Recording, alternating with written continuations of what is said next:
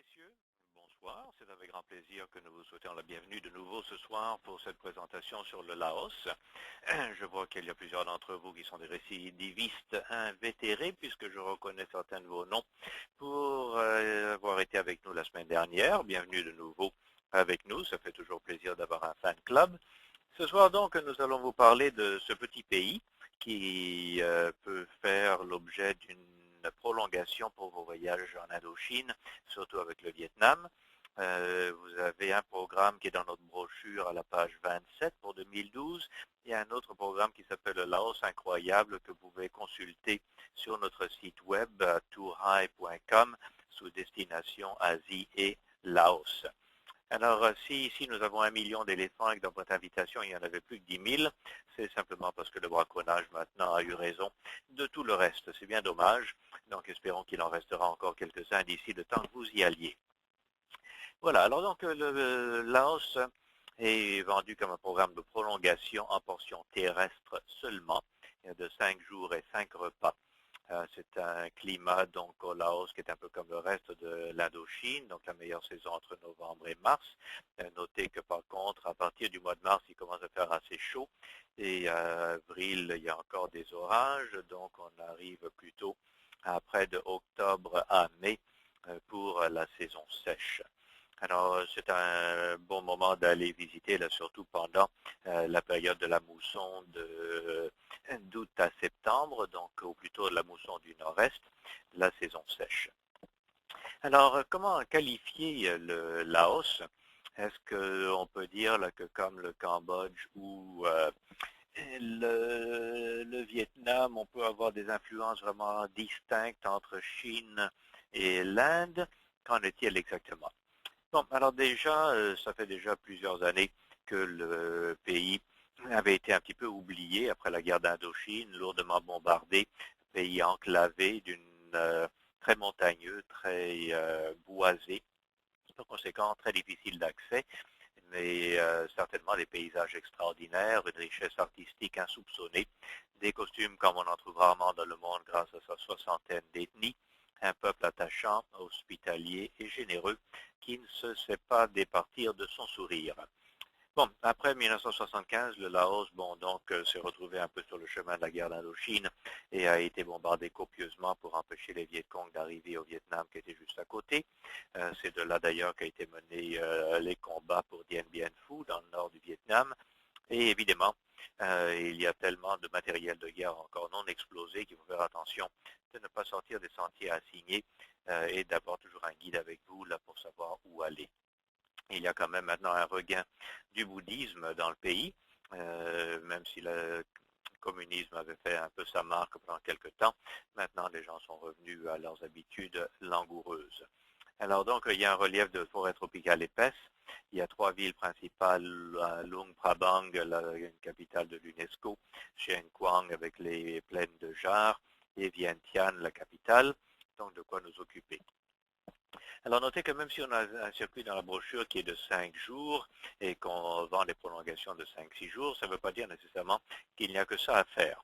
Il y a maintenant des circuits qu'on peut aller jusqu'à 28 jours avec des combinaisons de trekking, de balades en rivière, de visites de villages, du nord au sud, comme il y a quand même 1200 km à faire. Et il y a beaucoup de choses intéressantes à faire dans ce pays et il est beaucoup plus accessible le Cambodge en comparaison. Alors donc, on a ici toutes ces hautes montagnes et vers le bas, le plateau des Boloven qui est proche du Cambodge. Et c'est le Mekong en réalité qui sert un peu de fil conducteur pour ce pays, puisque c'est comme ça que les gens arrivent à communiquer entre eux et faire du commerce sur les frontières. Alors comment est-ce qu'on y va? Eh bien tout d'abord par avion en provenance de Thaïlande, du Vietnam ou du Cambodge vers Vientiane, là surtout Luang Prabang, les 2 villes où il y a des aéroports internationaux. On peut passer par la route en provenance de Thaïlande ou de Chine ou du Vietnam avec les points frontaliers. Cependant, faites un peu attention quand vous utilisez ces points frontaliers, que ce ne soient pas des endroits un peu perdus dans la forêt. Tout d'abord parce que vous risquez de vous faire arnaquer par des gens qui vous y emmènent. Ensuite, parce qu'il n'y aura peut-être pas de personnel pour vous aider là qui soit vraiment aimable. Il faut avoir quand même vos documents pour avoir un visa délivré avec de l'argent comptant, des photos. Parfois, c'est une source de tentation. Alors plutôt opter pour des points de transit qui sont quand même assez fréquentés et où il y aura du monde pour vous servir sans risque de problème. On peut y arriver aussi sur le Mekong à partir de la Thaïlande. On verra ça un peu plus loin dans le diaporama. Donc, il y a quand même pas mal de façons d'y arriver. Chez Touhai, d'habitude, on suggère qu'on fasse le Laos entre le Vietnam et le Cambodge. Donc, on peut aller donc de Saigon directement sur Vientiane, visiter le Laos, ressortir par Vientiane et descendre au Cambodge, ou faire le Cambodge directement par le sud du Vietnam et finir par le Laos, sortir de Vientiane vers Bangkok ou une autre destination, reprendre votre vol international. Alors, les véhicules maintenant sont assez modernes. La compagnie Hyundai fournit à beaucoup de pays d'Asie du Sud-Est maintenant des tas de véhicules neufs et plus confortables pour circuler. L'initiative du Grand Mekong fait que beaucoup de pays dans la région maintenant bénéficient de plus de fonds pour améliorer leur infrastructure. Mais comme on a l'intention de faire des routes internationales dans toute la région pour faciliter l'accès entre les pays, on bénéficie quand même maintenant d'infrastructures beaucoup plus solides. Donc l'été, évidemment, les routes sont en meilleur état. En hiver, il peut y avoir des inondations et des glissements de terrain, donc c'est un peu plus difficile pour circuler. Alors voici un peu une carte plus détaillée du Laos. Alors un peu une flèche qui est pointée vers le bas ici, vers le Cambodge. Dans les villes principales, Vientiane sur la frontière de la Thaïlande, la capitale. La ville de Luang Prabang sur le bord du Mekong, c'est une ville très langoureuse, peut-être une des plus belles petites villes d'Asie encore. Chien Quang, ici, c'est où se trouve la plaine des Jarres. Et on peut maintenant aller aussi à Savannakhet, continuer vers Paksé, où il y a des temples Khmer, donc un peu comme ceux qu'on trouve à Siem Reap, beaucoup de rivières où on peut circuler, faire des treks, le plateau des Boloven, et éventuellement traverser ici Kontum vers le Vietnam si ça vous tente. Donc beaucoup de façons de voyager, mais comme on voit ici d'après le relief, tous les endroits qui sont foncés, c'est des hautes montagnes, alors c'est pas toujours évident de pouvoir circuler facilement à part les voies d'eau. Alors si on regarde un petit peu les distances, vous voyez qu'entre Vientiane et Chien Quang, par exemple, donc d'ici à là, vous avez 260 km, 4h30 de route avec des routes sinueuses. Chien Quang à Luang Prabang, 7 heures de route ou 45 minutes en avion. Je vous suggère donc fortement de prendre l'avion. Luang Prabang à Vientiane, donc en revenant vers la civilisation, 400 km, 10 heures de route ou 40 minutes en avion. Inutile de dire que si vous n'avez pas beaucoup de temps, l'avion est plus recommandé. Alors, quelques petits points de rappel fiche technique. Alors, l'argent au Laos, c'est le KIP. Il en faut 8000 pour $1 canadien. Cependant, les marchandises sont plutôt payées en baht thaïlandais, en euros ou dollars américains. Il y a des guichets automatiques à Vientiane pour le moment. Ça viendra sûrement à Luang Prabang. Le courant électrique est de 220 volts. Le décalage horaire, 12 heures par rapport à ici. Quant au guichet automatique, veuillez noter que l'argent est disponible en dollars US. Le KIP est surtout utilisé par les paysans et les gens locaux pour leurs petits achats. Mais si vous avez les devises internationales comme le BAT ou l'euro, vous pourrez vraiment vous débrouiller assez bien. Le dollar canadien n'a pas vraiment la cote, donc essayez de le changer dans ces devises fortes ici le plus possible. Le visa est disponible à l'arrivée au point d'entrée, donc frontalier par la route ou par l'avion. Il n'est pas dit, on peut éventuellement le faire ici, mais il est facile à obtenir sur place. Alors, si vous regardez à la page 27 de notre brochure, nous avions cette année offert dans toutes ces petites prolongations les forfaits en 3 différents formats, c'est-à-dire avec de l'hôtellerie 3, 4 et 5 étoiles, là où c'était justifié. Donc, nous vous montrons quelques petits hôtels là, qui ont commencé à pousser depuis quelques années au Laos pour vous montrer un peu la qualité de l'hôtellerie. Alors ici, voilà un hôtel 3 étoiles, genre Comfort Inn, c'est très confortable pour les besoins de la cause. Vous avez le Green Park, déjà un peu plus dans le style des hôtels là-haut, plutôt thaïlandais ou balinais, avec beaucoup de jardins, piscines, etc. Plancher en bois de teck et architecture déjà plus semblable à l'architecture typique du Laos. Et on a maintenant aussi beaucoup d'anciens palais, beaucoup de maisons royales qui sont sorties un petit peu partout, surtout à Vientiane et à Luang Prabang. qui ont été restaurés avec amour par leurs anciens propriétaires et qui, pour les nostalgiques de l'époque coloniale française, sont maintenant des hôtels boutiques avec beaucoup de charme. Alors le Ceta Palace, ici un 4 étoiles, a été construit en 1932, a été restauré il n'y a pas longtemps et offre maintenant vraiment une hôtellerie très élégante et très agréable avec Internet et tout ce qu'il vous faut. Vientiane elle-même a 400 000 habitants, un peu la grosseur de Québec. Donc une petite ville encore qui est très agréable à vivre et qui n'a pas encore la circulation ni le brouhaha de Saigon et des autres villes régionales. Alors il faut en profiter parce que sûrement d'ici quelques années, dès que le secret va être largué, beaucoup plus de gens vont vouloir y aller et le trafic augmentera en conséquence. Donc, qu'est-ce qu'on voit à Vientiane? Eh bien, si vous suivez toujours dans la brochure le premier jour, donc les trois monuments ici sont surtout les itinéraires, donc la stupa de Tatlung, qui est un peu comme le palais royal de Bangkok, et la stupa, ou le temple bouddhiste principal de l'endroit, où se recoupent toutes les cérémonies. Le Wat Sisaket est un monastère qui est aussi populaire, qui est très ancien, et le monument Patuchai, qui est un peu l'arc de triomphe de Vientiane, aussi au centre de la ville, un peu dans le rond-point. Alors évidemment, Laos est un pays qui est devenu très bouddhiste, alors toutes les pagodes ont été restaurées. Lorsque vous avez en haut ici un B après la journée, c'est parce que cet itinéraire se réfère donc à l'itinéraire que vous avez dans le site web, donc le Laos, donc fantastique là. Donc ici, je vous montre un petit peu une photo d'un restaurant typique, vu que les gens veulent toujours savoir un petit peu qu'est-ce qu'on mange et s'il n'y a pas de choses trop exotiques. Alors le Son Pao ici, vous verrez que la nourriture est un peu semblable à ce qu'on mange au Vietnam, avec les rouleaux impériaux, du poisson enveloppé dans des feuilles de bananier, la salade avec la fleur de bananier, les rouleaux impériaux, des nourritures cuises dans des rouleaux de bambou. Ce n'est pas une nourriture épicée. C'est sûr que le Laos a eu pas mal d'influence de la Thaïlande parce qu'il était resté colonie de ce pays pendant longtemps. Mais la nourriture n'a pas tendance à être aussi épicée que la nourriture thaïlandaise. Alors, le matin, la plupart des gens sortent pour aller faire les aumônes aux moines. C'est un des rares pays où ces processions sont encore communes tous les matins. Et les gens donc leur offrent l'aumône et la nourriture en guise méritoire pour s'accumuler des crédits contre les réincarnations. Alors si les moines ici portent des parapluies, c'est que dans la saison chaude, il fait quand même assez chaud et ils vont bien être protégés contre les coups de soleil. Alors on remonte un petit peu maintenant vers Chien Kuang, donc à mi-chemin entre Luang Prabang et Vientiane. Alors ici se trouve un des sites archéologiques peut-être les plus bizarres de l'Asie du Sud-Est, un énorme endroit, un cimetière de grosses jarres faites en pierre, qui ne venaient pas d'ailleurs d'ici et qui ont été transportés des centaines de kilomètres d'un autre endroit où il y avait des carrières.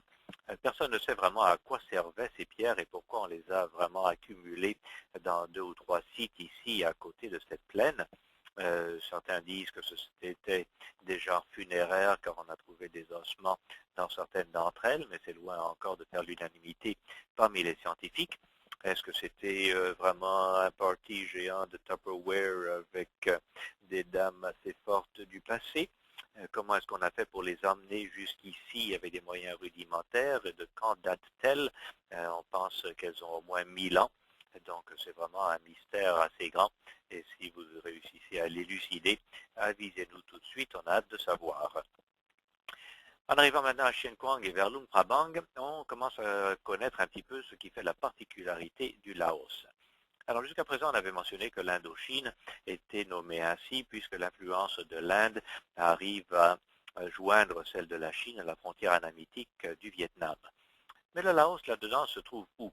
Est-ce que c'est vraiment l'influence indienne ou l'influence chinoise? Puisque quand on recommande les prolongations à nos clients, on essaie de faire un mélange, c'est-à-dire de ne pas trop visiter de pays à influence indienne les uns après les autres, parce que vous allez voir énormément de temples et tout ces divinités indiennes qui deviennent lassantes à un moment donné.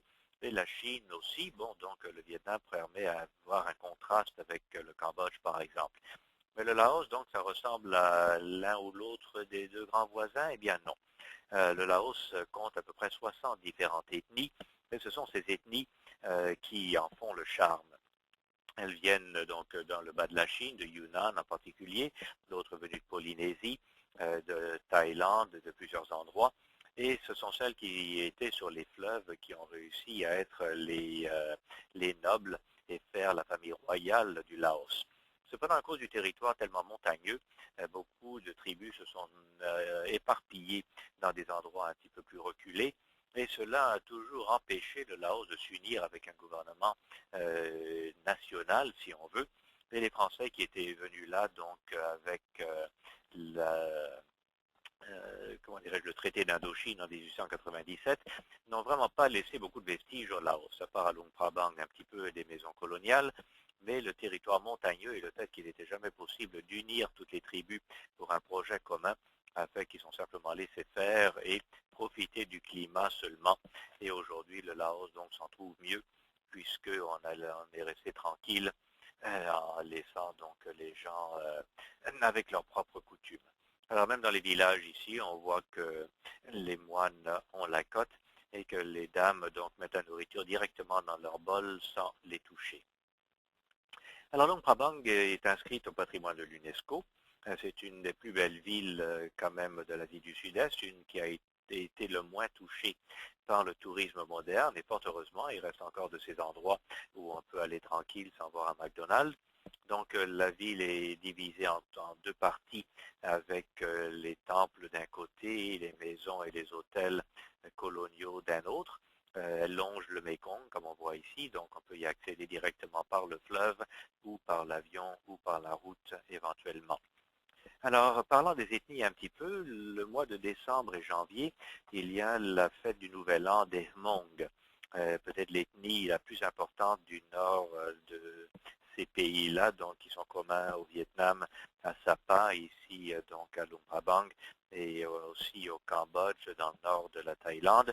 Alors, pendant ces festivités qui durent de décembre à janvier, dans les grandes villes, donc Xinjiang, Luang Prabang et Vientiane, on a des exhibitions de costumes traditionnels, des bijoux faits d'argenterie, de la musique d'instruments typiques comme les flûtes, les pipeaux et sifflets dans les feuilles.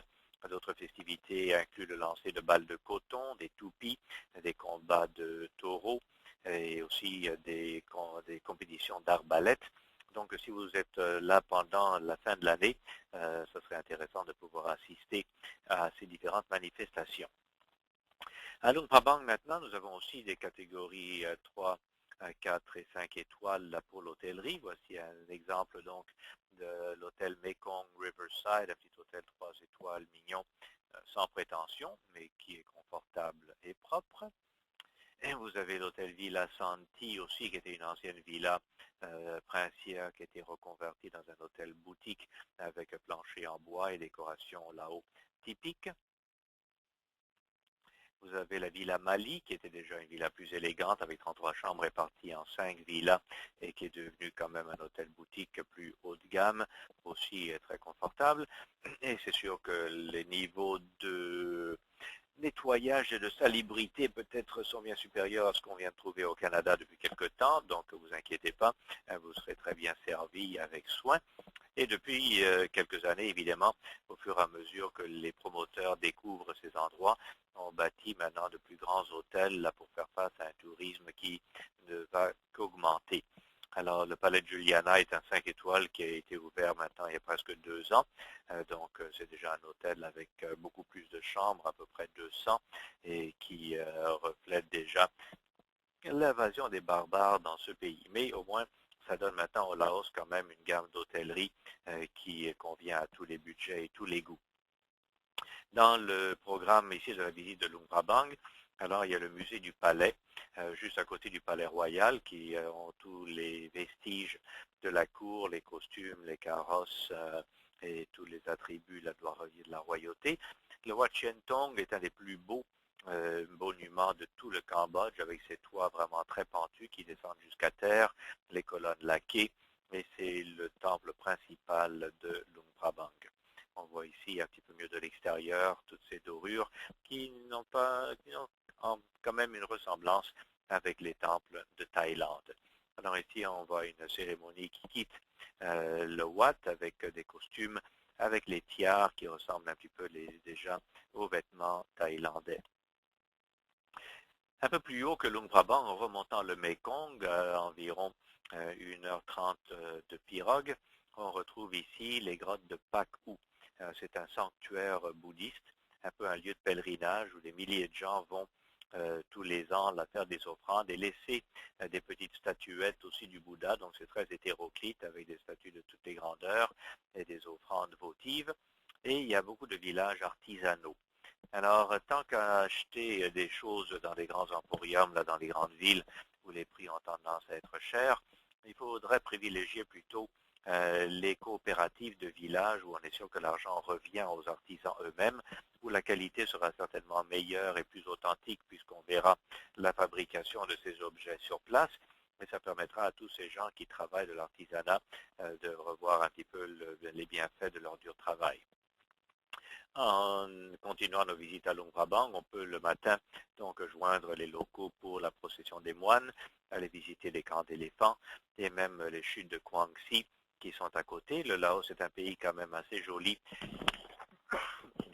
avec beaucoup de chutes de forêts, une flore très intéressante. Et donc, il y a beaucoup de randonnées de forêt pour explorer un petit peu toute cette riche forêt tropicale. Alors, en voyant ici les personnages, quand même, il y a de quoi se baigner avec allégresse. Alors ici, le Mékong le soir. Alors, on note que le Mékong, c'est un peu le fleuve crucial pour circuler dans ce pays. Et le soir, donc, il est agréable de voir le coucher de soleil et siroter un petit jus de fruits ou une noix de coco, pourquoi pas. Alors, on parlait des croisières et des fleuves. Alors, pour arriver à partir de la Thaïlande, ici de Chiang Rai, on peut aller directement à Chiang Kong et passer la rivière pour aller à Hue Sai, qui est la porte d'entrée donc du Laos. Alors ici, il y a un poste frontière. On peut faire les formalités ici avec le visa. Et de là, donc, prendre des bateaux qui nous amènent éventuellement à Pak Bang, la première étape, où il y a ce lodge qui s'appelle Luang Sai. Alors, je vais vous en montrer un exemple tantôt. Il y a beaucoup maintenant de petits lodges là, qui essaient de tirer profit du tourisme écologique. C'est sûr que sur notre site, vous avez vu déjà sur Web TV ou sur la rubrique du Laos dans Destination, des vidéos qui ont été tournées par Partir Autrement et Bruno Blanchet de plusieurs de ces différents lodges. Donc, allez les voir. Et maintenant, il y a quand même des endroits où on peut être très confortable avec les commodités modernes, tout en étant des endroits typiquement laotiens et gérés par des Laotiens. Alors après Luang Sai, on peut descendre continuellement et les grottes de Paku qu'on a parlé tantôt sont ici et on descend à Luang Prabang. Et de là, on peut continuer sur le Mekong pendant très longtemps. C'est un fleuve navigable presque sur toute sa longueur au Laos. Alors le bateau ici, c'est un bateau maison avec lesquels on fait les longues randonnées sur le fleuve et il y a des cabines, un peu comme les bateaux sur la baie d'Along. Et ici, les pirogues qui nous amènent en bateau moteur aux grottes de Paku ou de Hue Sai vers Pak Bang et ensuite jusqu'à Luang Prabang si on fait des trajets en bateau plus courts. Et de là, on peut voir vraiment toute l'activité riveraine. Alors, le Camu Lodge est un autre de ces endroits aussi typiques où on peut loger. Et comme vous voyez ici, il y a des moustiquaires, il y a vraiment l'eau courante, les douches chaudes, il y a des restaurants avec des spécialités locales. C'est 20 petits pavillons qui sont reliés entre eux par des passerelles. Et donc, on voit la flore aussi plantée avec soin entre les pavillons. Et c'est vraiment très tranquille. C'est sûr que là, on ne veut pas aller pour voir la télé ou pour voir l'Internet, mais vraiment pour profiter de quelques moments de grâce, de tranquillité. Alors, le Nouvel An, on en a parlé un petit peu tantôt avec les Hmong, mais il y a encore beaucoup de festivités. Le Nouvel An chinois va tomber le 10 février l'année prochaine, en passant. Donc, si vous prévoyez visiter l'Indochine ou n'importe où en Asie, soyez sûr de marquer cette date parce que les alentours, donc une semaine ou deux avant et après, vont être très achalandés au niveau des vols et même de l'hôtellerie. Donc ici, on voit quand même des processions qui ressemblent à des danseuses thaï. Les festivités ici sont des festivités lunaires comme dans beaucoup de pays de la région. Donc, si vous voulez savoir s'il y a quelque chose qui se passe, contactez-nous pour qu'on puisse vous donner une idée du calendrier et voir s'il est possible d'incorporer une fête quelconque à votre voyage. Alors, qu'est-ce qu'on peut acheter au Laos? Alors, c'est sûr que des tissus en coton, de la magnifique soie qui ressemble à la soie thaïlandaise, des articles en bois tropical, donc de quoi aussi pouvoir agrémenter vos valises. Alors, Touhai vous invite à regarder le Laos sous toutes ses coutures. Comme on avait mentionné au tout début, les itinéraires peuvent aller d'une semaine à presque un mois. Il y a beaucoup de choses intéressantes à faire si vous voulez faire du Laos même une destination unique. Notez que comme dans tous les pays de la région, les drogues sont strictement interdites. On voit parfois là que beaucoup d'endroits commencent maintenant à être le repère des jeunes qui veulent aller s'éclater un petit peu, mais on ne pardonne pas avec ce genre de choses, donc il vaut mieux pas tenter le diable. Alors, les demandes de visa, on les fait pour d'autres pays en Asie, comme on a mentionné pour le Laos ici, vous le faites sur place, comme pour le Cambodge. Et nous vous invitons donc la semaine prochaine à revenir nous voir à 7h15, même heure, même poste, pour parler cette fois-ci de l'Inde. Alors, l'Inde a les vents dans les voiles de ce temps-ci. On remarque un grand engouement pour ce pays de nouveau. Alors, ça fera vraiment plaisir de pouvoir vous avoir avec nous à ce moment-là. Je vous mentionne aussi que le webinaire sur la Corée n'a pas encore été affiché. Un petit problème technique nous a empêché de pouvoir le convertir. Ce sera fait dans le courant de cette semaine, alors patientez un petit peu. Nous lançons donc notre nouveau circuit avec Corée et Taïwan. Et éventuellement, nous allons faire une présentation sur Taïwan aussi, que peu de gens connaissent. Et nous avons un diaporama entièrement dédié à cette destination, probablement si ce n'est pas début décembre, tôt dans le début de l'année prochaine. Alors, nous vous invitons à regarder sur votre écran. Vous avez un petit panneau de contrôle et si vous avez des questions, vous pouvez les écrire ou les taper dans la boîte de questions ou de chat éventuellement. Et ça me fera plaisir de pouvoir y répondre. Comme on a vu la fois dernière, pour communiquer avec nous, là, vous devez le faire par écrit et je vous répondrai directement. Si jamais vous pensez pas quelque chose à poser maintenant, écrivez-nous à info@touhai.com et là, je répondrai à vos questions en privé dès demain quand je pourrai voir le rapport de notre conférence ce soir.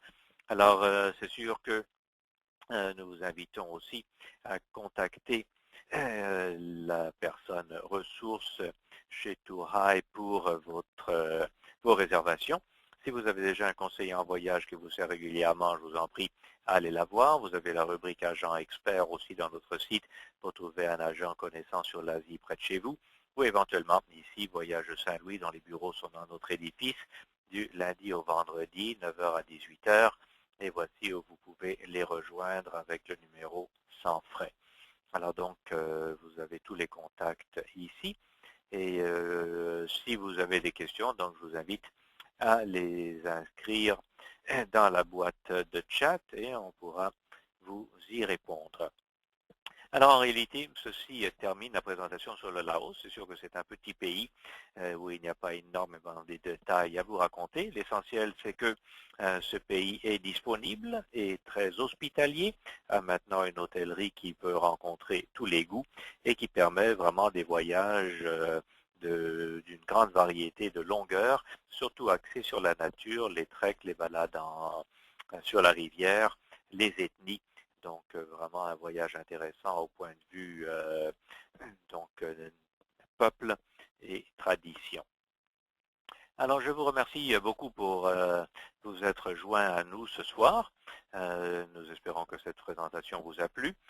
Nous vous retrouvons donc lundi prochain, même heure, même poste, pour parler de l'Inde. Cette présentation sera plus longue, évidemment, environ 1 heure, car il y a beaucoup de choses à dire sur cette destination.